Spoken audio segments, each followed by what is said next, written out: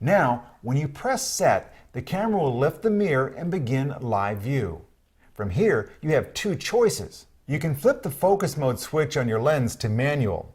Canon recommends using manual for the most precise focusing. You may want to magnify the scene to make focusing easier.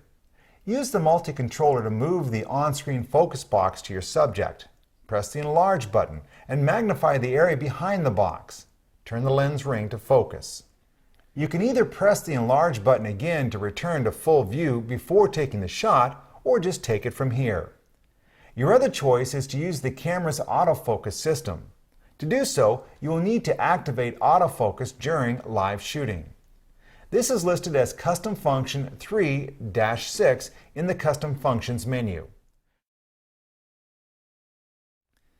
Frame up your subject and press the AF On button. Since the camera has to drop the mirror in order to focus, you will lose live view until focusing is finished and you have taken your finger from the AF On button. One final note about live view.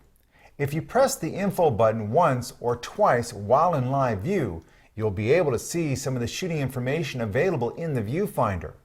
Now, try pressing one of the shooting buttons, such as AF Drive. The Drive mode will appear at the bottom of the screen. Turn the quick control dial to change the settings. Take the time to experiment with live view and with the live view information screens. When might you use live view? Well, one advantage of live view is the shutter release is quieter. That allows you to take photos discreetly in public places. The shutter is quieter because the first curtain that opens for the shot is electronic, not mechanical. The only shutter sound you will hear is the second curtain moving and then resetting. You can select the silent shooting mode from the setup menu under Live View Function Settings. Mode 1 allows for continuous shooting with a quieter shutter. In Mode 2, the photo is taken, but the camera won't reset the second curtain until you remove your finger from the shutter button. Since it's the action of resetting the second curtain that makes the most noise, this shooting mode is very quiet. You can take the shot and keep the shutter button down until you're ready for it to make sound.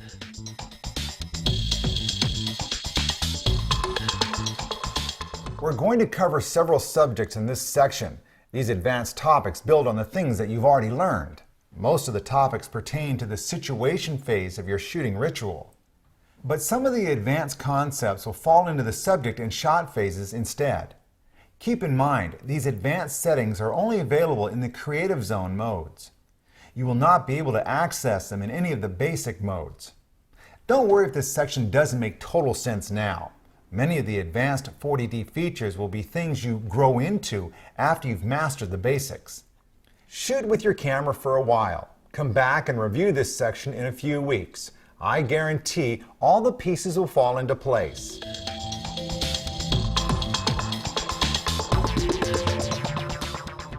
As we mentioned at the beginning of this presentation, you'll want to check the ISO setting after evaluating how much ambient light is at your location. ISO refers to film speed. This is, of course, a digital camera. There is no film.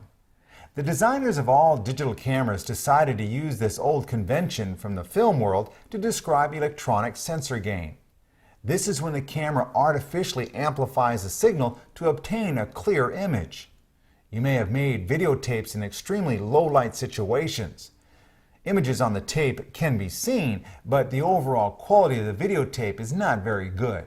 The image is captured by electronically enhancing the sensor. When you put your 40D in full automatic mode, the camera determines the amount of electronic amplification to apply. More amplification introduces more electronic noise to your image. To reduce this, the 40D limits the ISO speed in the basic exposure modes between 100 and 800. A new option added to the 40D is Auto ISO in the creative exposure modes. As in the basic exposure modes, the ISO range is from 100 to 800. The camera begins at a standard of 400, and then the ISO is raised or lowered based on the lighting conditions. If a faster shutter speed is needed to avoid blur, the camera will automatically set a higher ISO. At the same time, the camera will shift the ISO lower if the starting point of 400 would create an overexposed image. Auto ISO is fixed at 400 in manual exposure mode.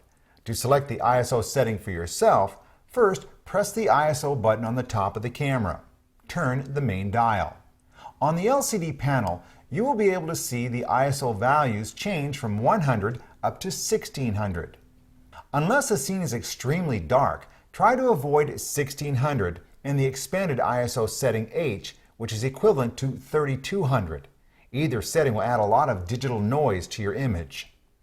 The goal is to introduce as little amplification as possible and still be able to operate the shutter quickly enough to give you a clear image.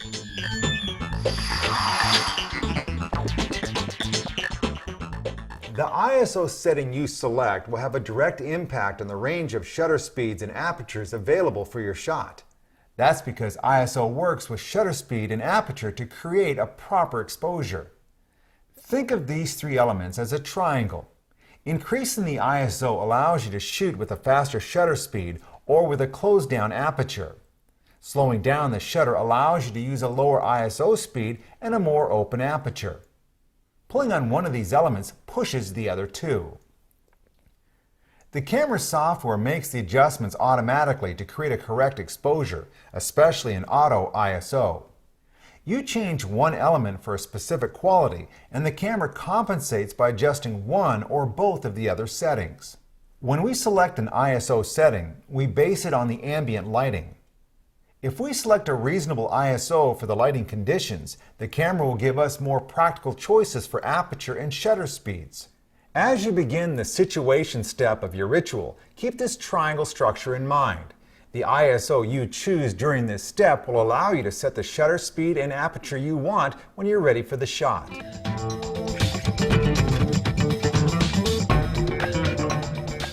White balance is a topic that can either be very simple or a little more involved, based on your needs as a photographer. Happily, the 40D gives you white balance settings that work well under a variety of conditions. First, a short explanation of color temperature. When we shoot photographs, we can have a variety of light sources, each with its own characteristics. Color temperature refers to the spectrum of visible light illuminating an object. We refer to the measurement of the light spectrum with something called Kelvin temperature. Kelvin temperature refers to the color given off by carbon when it's heated to a specific temperature. At 2000 degrees centigrade, carbon glows red, but when it's heated to 5600 degrees, it is white hot. Take the sun for instance. When it's shining directly overhead, we perceive white daylight. The Earth's atmosphere allows the entire visible spectrum of light to pass through and illuminate our world, resulting in a higher color temperature, about 5200 degrees Kelvin. An hour after sunrise or an hour before sunset, the curvature of the Earth and the atmosphere restricts the amount of light that can reach us. When the sun is low above the horizon, the atmosphere scatters short wavelength colors, such as blue and violet. But long wavelength colors, such as red and yellow, come to us through the atmosphere, creating a more golden colored light. In this case, the color temperature is lower, about 2900 degrees. We've all seen a red sunset or the golden light that is so beautiful an hour before the sun goes down. The light given off by incandescent bulbs is similar to this light. In contrast, candlelight is very red, with a very low color temperature. Think of how your friends look sitting in front of a fireplace. Firelight is about 1900 degrees Kelvin. We're not talking about the intensity of the light, but rather the composition of the light spectrum. Most of the time, we want to represent the true color of something. We want the people in our pictures to have natural skin tones. The 40D has many settings for white balance. Each is designed to compensate for a specific light source. Let's look at auto white balance first. In this setting, the camera meters the light coming through the lens and compensates for the color temperature being recorded. Auto white balance causes the exposure to appear as if it was made under natural sunlight.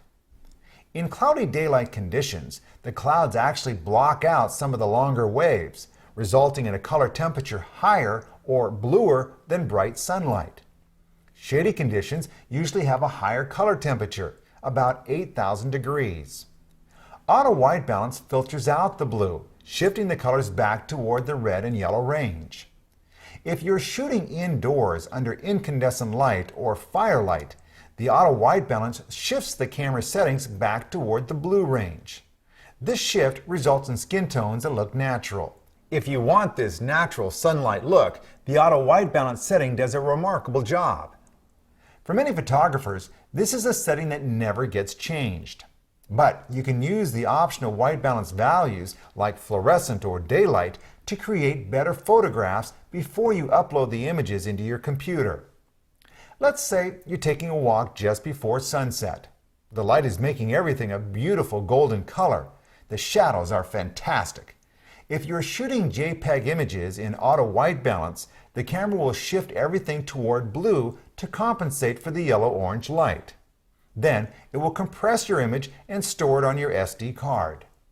That beautiful light is gone.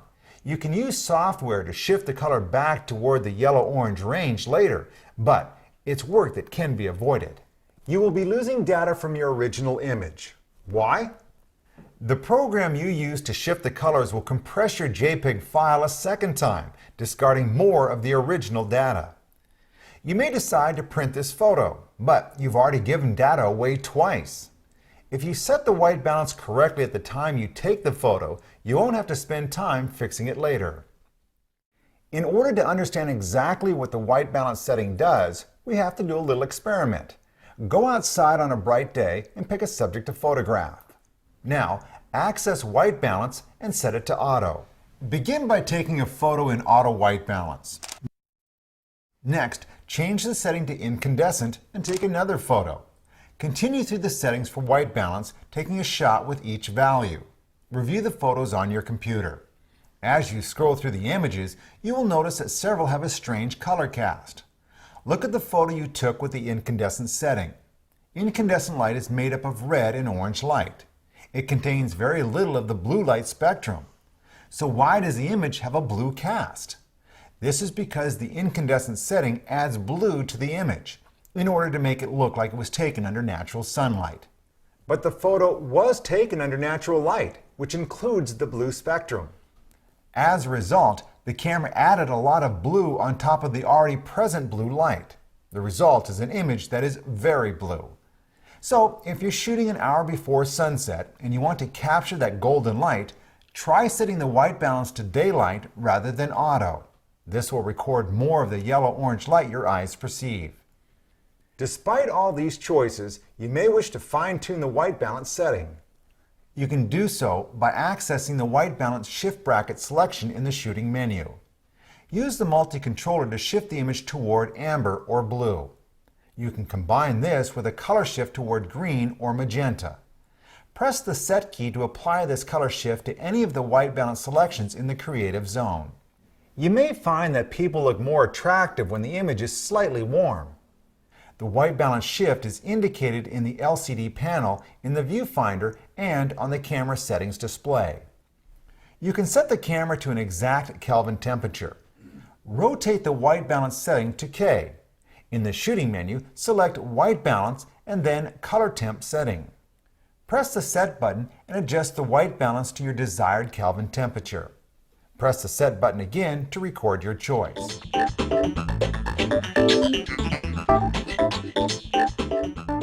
This camera allows you to set the white balance manually.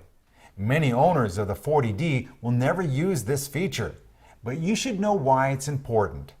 If you're going to be taking photos in